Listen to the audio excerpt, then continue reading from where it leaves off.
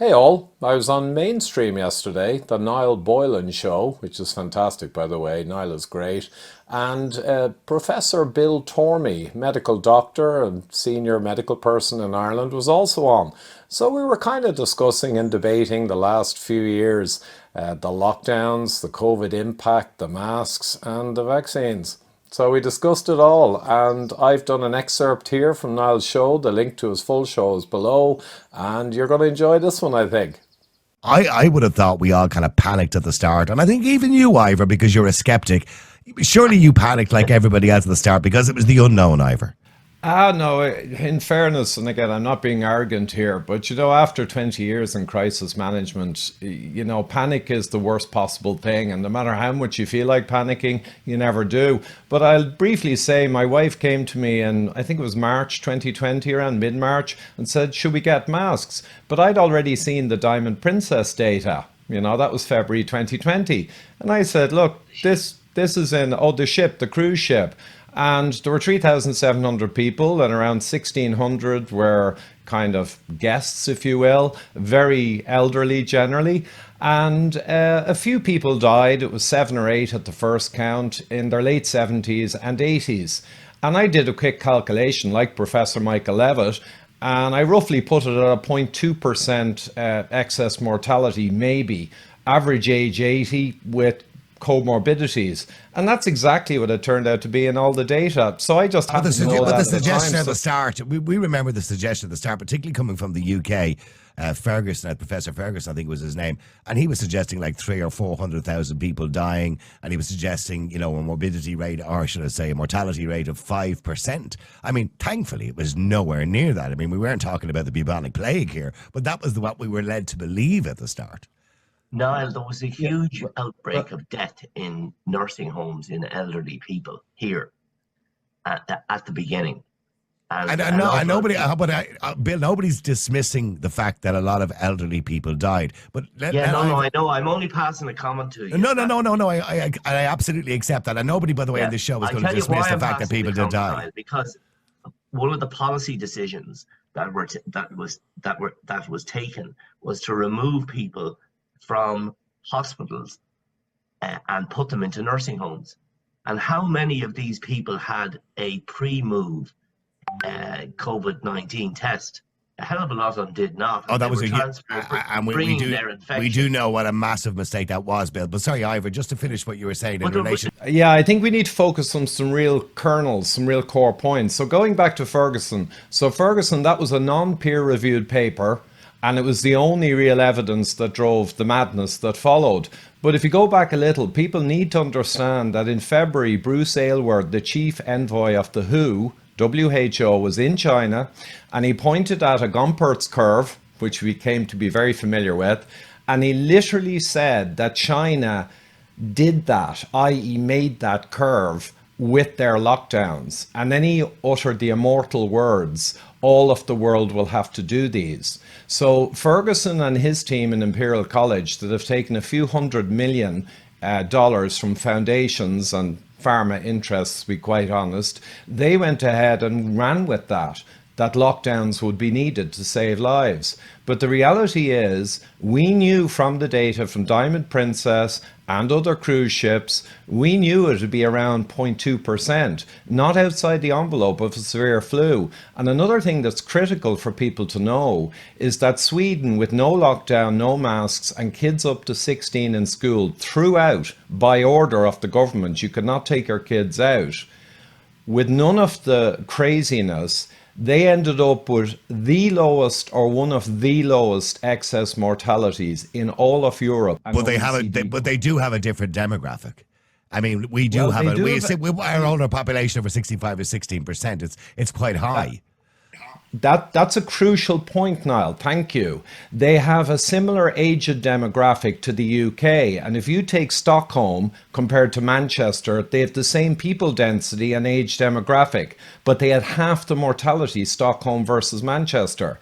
So the data is important. I'll say one more thing. If you look at a graph of median age per country against COVID deaths from PCR, right, it's a perfect line. the death rate per country directly tallies with the median age, the demographic. It's completely independent of lockdowns and masks. Completely. Okay, sorry, Bill told me. Well, Bill, would you accept that?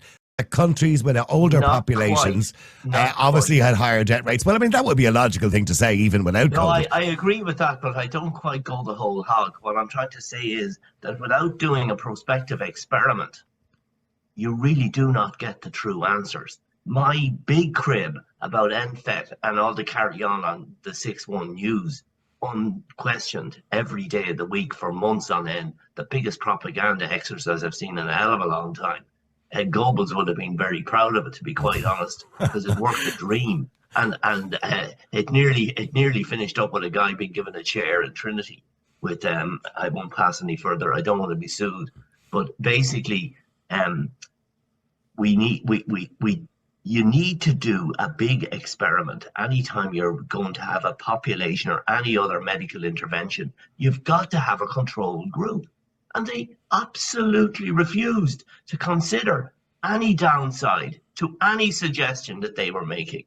Bonkers. And this was going on all the time. But we not only that, we did hear at one stage, wasn't there a comment by NFET, or NFET as some people call them, that one of them had been out on a Saturday night in a taxi and had spotted people enjoying themselves. So they became judge and jury of the nation at one point, and they weren't even questioned. They were never. Yeah. At one stage, Leo Varadkar did question them live on prime time at their decisions in relation to going back into a level 5 lockdown. We were giving them fancy names, of course. I thought that was wild. So yeah, and he questioned it, and he pulled his horns in the next day. To the rescue.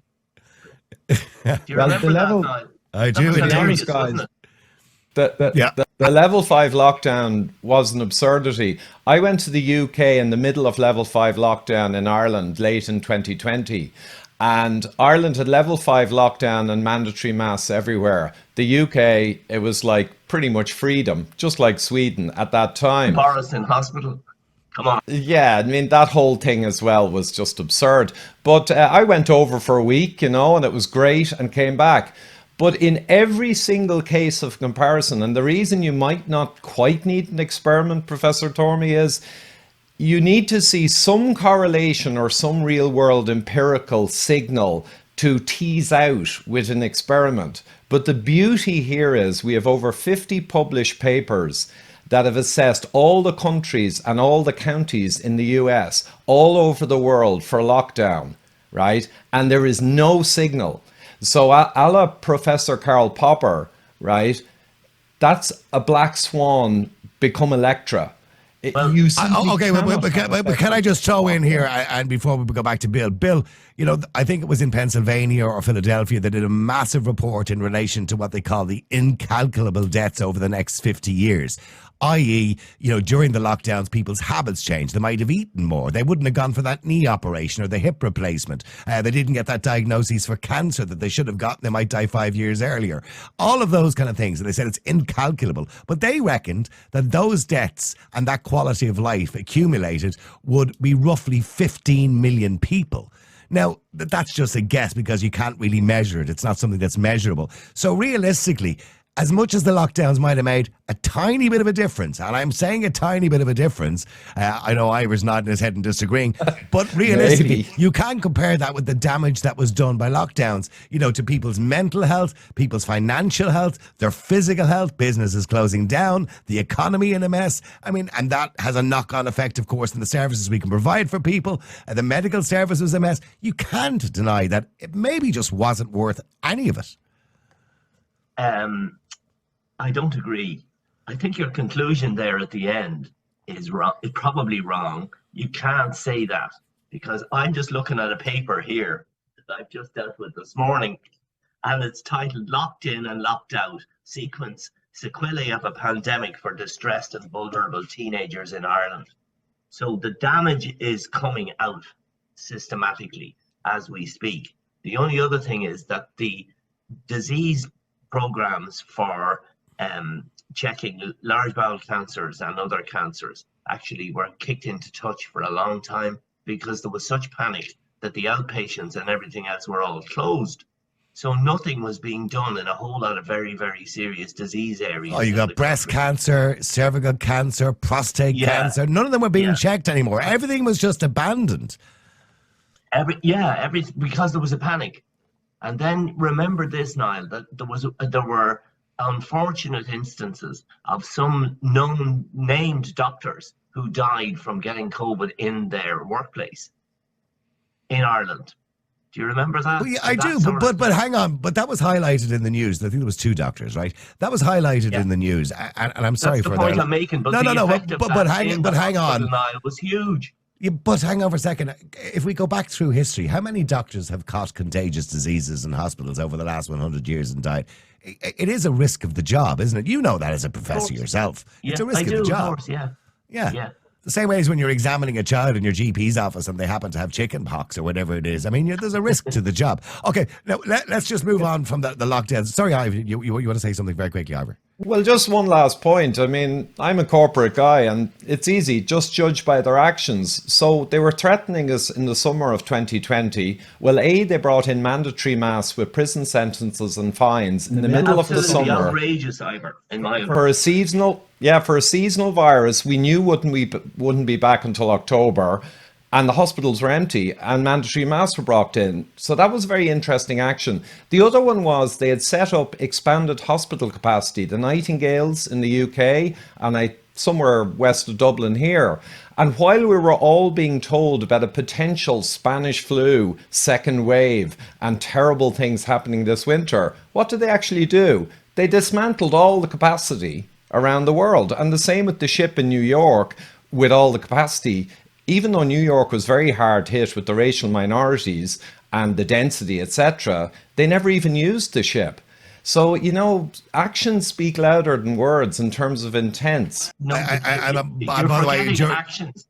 It's easy. Can I just say this, Niall? It's easy for Ivor to say that, but actually, incompetence and mess up is part of the action.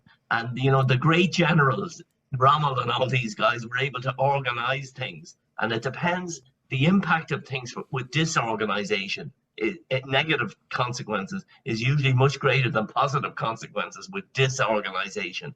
The only thing that they did not do, and I insist on this, they did not set up a trial to have something here done with this group and something different done with this group, so you could see what was any good. Look, there were people in the courts for being caught outside 5 kilometers away from their houses.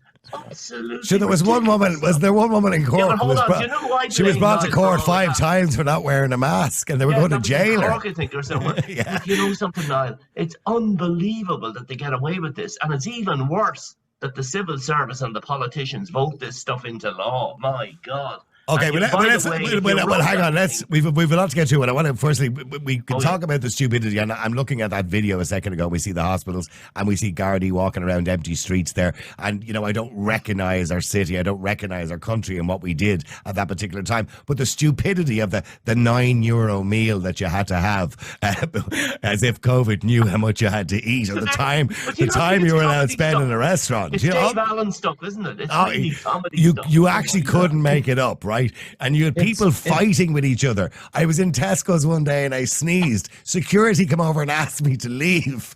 I swear, I felt like a murderer in the place. Perfectly right in your case. Perfectly right in your case. But the other thing, it's expensive. It's expensive stupidity. So $4 trillion. That's $4,000 billion went to the richest top strata of society just during 2020, and the number of billionaires doubled. That's a direct result of lockdown. Oh, because all of the big corporates... Why? Because all of the big corporates were open for business, and Amazon, etc., and the rich are clever, and they invested very wisely in many cases, and new businesses popped up. But all the money came from the middle class and the working class. And that's a crucial point. This was the biggest wealth hoard redistribution in history. Yes, the separation of wealth, has certainly been extended. Now, I suppose we've dealt with the lockdowns. I think we all agree it was most of it was unnecessary. We have a little bit of a different opinion with the masks. We really haven't talked about now. Okay, well, I'm going to come to that. I'm really annoyed about the schools. I really am. Young children, we didn't see their smiles anymore. We saw children sitting in cold classes during the winter, of course, because all the windows we're told to leave all the windows open, freezing cold, with masks on them. A lot of the time, by the way, they weren't even in school, so they lost a year of their education at least. And we had people demanding, that we close the schools again. We had the zero COVID people out there. You remember that lot? The few professors that were involved in the hashtag zero COVID. I know some of them. Demanding that we get it down to zero, which was basically an impossibility. So first, Bill, just get onto the schools. Was that completely unnecessary? Make it as brief as you can. Was that completely unnecessary? Closing them down? Absolutely. If you look at the data that's even published right now from the HSE and the Health Protection Surveillance Ground, you see the very small number of people of a young age who are now testing positive. And there's hundreds of elderly people still testing positive for COVID.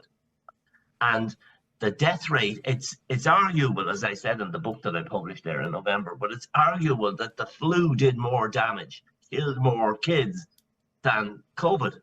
And I think that's probably right. I think if we PCR or antigen tests, which were words we all became very familiar with, if we did it to everybody in the population today, I think we'd find the infection rate is probably still as high as it was then, and we'd probably find that people are dying with COVID-19 inverted commas is probably pretty much around the same as it was in the middle of it. Other fantastic. But yet we're open and we're living our lives, and the world hasn't collapsed. Hold on for a second, Niall. There's one other thing that they're doing. There's a friend of mine, Kevin Carson, who's in charge of ICU in Temple Street. He's a great guy. And they have little devices in there that will, the lateral slide test, the antigen test for COVID. But they have the same for para-influenza, influenza, and a whole lot of RSV, respiratory syncytial virus, a whole lot of these viruses. And they're able to tell now what the kids have, not, and let them go.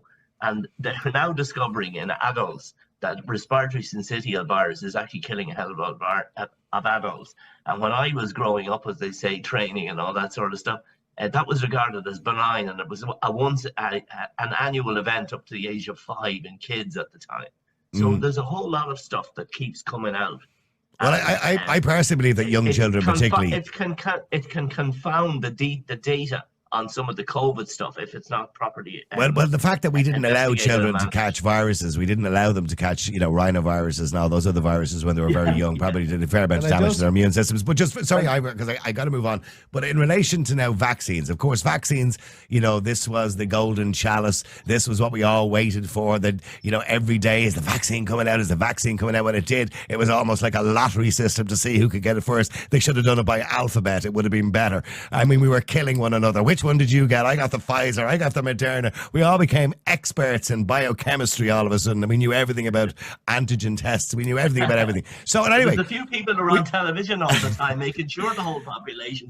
Sure. We had top Irish professors on RT television sewing their own masks and dancing around inside inflatable bubbles. It was bonkers. Okay, it was hilarious for all the wrong reasons when I look back at it now. Yeah. But here's the thing, right? Where I was going with this, the vaccines. At the start, the promise was, and this was the promise, it was tweeted by top scientists in this country, the vaccine is now available, go out and get it and you won't get COVID-19. It'll stop the spread of COVID-19. It didn't, Bill. People still got COVID-19, probably no less than they did if they didn't get vaccinated. I know. Hold on. Well, hang on. You can answer you can question that in a minute if you want to. And also the suggestion now, or more recently by Pfizer, was they never actually tested to see if it stopped transmission. And then we got, okay, well, it won't stop you from getting it, but you won't get very sick. And then people did get very sick. It won't stop you getting very sick, but it'll stop you going to hospital. And people did go to hospital. So it didn't seem to make the difference they said it was going to make. The promise didn't live up to the promise. Would you agree with that? That's true. But the fact is that without it, there would have been, in my opinion, a hell of a death rate. I think that the antibody effects on the stimulation of the immune system by these vaccines was hugely advantageous for society. However, I think there was a lot of politics played in two areas of the world. One was in the UK and the other was in China, because the UK had an interest in the Oxford University version, and the Oxford University version then was associated with a whole lot of side effects, including cardiac ones, which were a huge problem. And this occurred, and cardiomyopathies then became a big problem with vaccines. But the overall pluses and minuses in my looking at the data, and I was following this all the time, except not on television. I don't watch that stuff. The basic thing is that the total number of people who were dying reduced as a consequence, I think, of the vaccines. Okay, sorry. Okay. Hold on for a second. Yeah. It didn't mean that the vaccine stopped the disease in its tracks. It did not. And all the things that you listed at the beginning there all happened, and they're all true. But look what we did to people. What we did was turn people against each other. People who decided through their own choice not to get the vaccine. No, that's a different thing now. And we essentially called them murderers. We wouldn't let them out. We fired them from their jobs. You remember that within the HSE themselves. Anybody who didn't get vaccinated was moved or might have lost their job. The same thing happened in the NHS in the UK. We've seen people, being segregated. Who makes these decisions, Niall? Politicians. Vaccine passports. You were like a leper unless you had a vaccine. It's not politicians. It's the nomenclatura. It's the background guys. The guys in the Kremlin make it all. Well, the politicians were the ones that were turning people against each other. These decisions was he making, and they were following up. He contradicted Varadkar. Yeah, but we heard politicians condemn people who didn't get vaccines, calling them stupid and calling them all sorts of things. We had presenters on radio, top presenters on radio, demanding people get them. And if they didn't get them, they should be ashamed of themselves. Ivor, you didn't get vaccinated and you decided not to. By the way, I did. But you didn't get vaccinated, Ivor. You didn't believe the promise. You've heard what Bill said. He believes that if the vaccinations weren't available, the death rate would have been higher. Do you believe it? Would have been horrendous. Yeah, okay, well, let Ivor just respond to that. So basically, I have a general rule in life, right? I'm a master technologist. I'm 30 years in complex problem solving. No idiot is going to tell me to do something that I know is utterly nonsensical for me to do. At 54, with a vitamin D of 160 nanogram and all the other blood metrics, my risk from COVID was nothing. And I got it. And I had to not work for around half a day, right? It's absurd to have it. Over 70 with conditions, perhaps, when you look at the stats. Now, Professor Norman Fenton in the UK has done the best analytics, gotten data from ONS, from Freedom of Information, and he's put together some fantastic data. The best you can say is the impact on mortality broadly, it's hard to find a signal. I'll just leave it at that. And the natural evolution... Fenton, what was her... Professor Norman Fenton, and I can send all of his analyses after. Excellent work. He runs a team in evidence-based analytics and statistics, so he actually specializes in these questions. So he did a great job. But essentially, the death rate from COVID cumulative, we had predicted in 2020, inevitably, when a new virus or new member of the coronavirus family comes in, it's not a new virus, you will get an impact that's big at first and then receding, like a stone skipping on a pond. It's the nature of the human immune system. So if you draw the natural evolution of what you would expect from mortality, right, that's what roughly happened anyway. Now, I will say another thing. The Lancet study came out from the same people like Ferguson and claimed 20 million lives saved. You know what they did? They modeled who would have died. And what they said would have died is a line going up in the sky, even though the worst first wave had already hit. They drew a line going right up and said, this is what would have died, but this is what did die. So we saved myriad. But the point is, the natural mortality curve was heading straight there anyway. Okay, I need to get into the final question because we're running out of time. But Bill, I want to get to... I want to ask him one. I want to pass one comment. Okay. One of the big problems in medicine, Ivor, is that you can't know enough mathematics. And I'm an editor of a journal, and I don't know enough mathematics to critically analyze virtually any of this. And I've no skeptic around, other than Colin McCarthy, who'll tell me I'm wrong. I've no skeptics around to tell me, oh, that's crap. I mean, at the Okay. end of the day, but I do my best.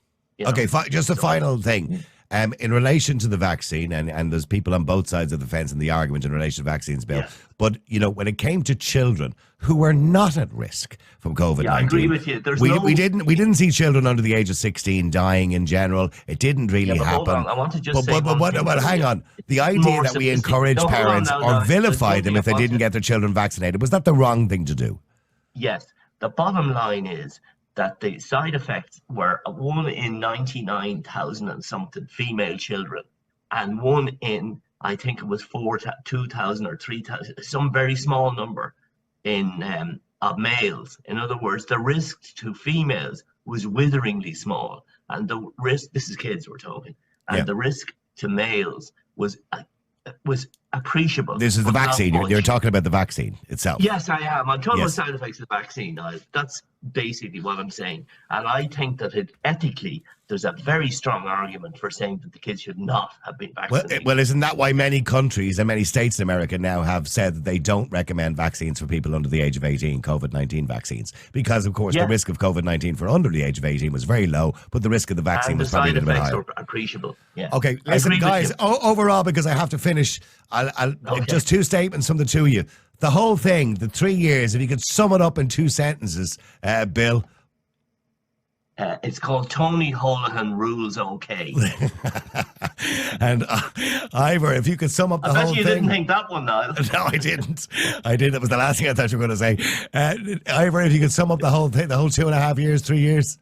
I'd say from March 2020, we experienced in the West a complete collapse of the scientific method, scientific thinking, and ethics. And that's it in a nutshell. Sweden led the way. Anders Tegnell is a hero who proved out the science. And the mandates and what was done was actually a form of terrorism against the citizens by the governments. Because I don't want to do hyperbole, but let's be honest, to be forcefully medicated in the face of an absolute absurd justification. Okay, it's thank you. insane. Listen, Ivor Cummins, Bill Tormey, Professor Bill Tormey, thank you very much indeed for joining me today. We're going to take some of your calls in a second.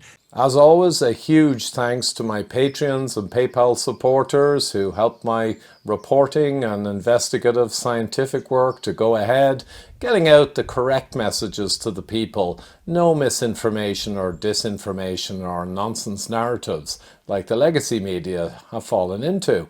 So really appreciate your support, and anyone else who can jump on board, give a little, really helps a lot. Thanks so much.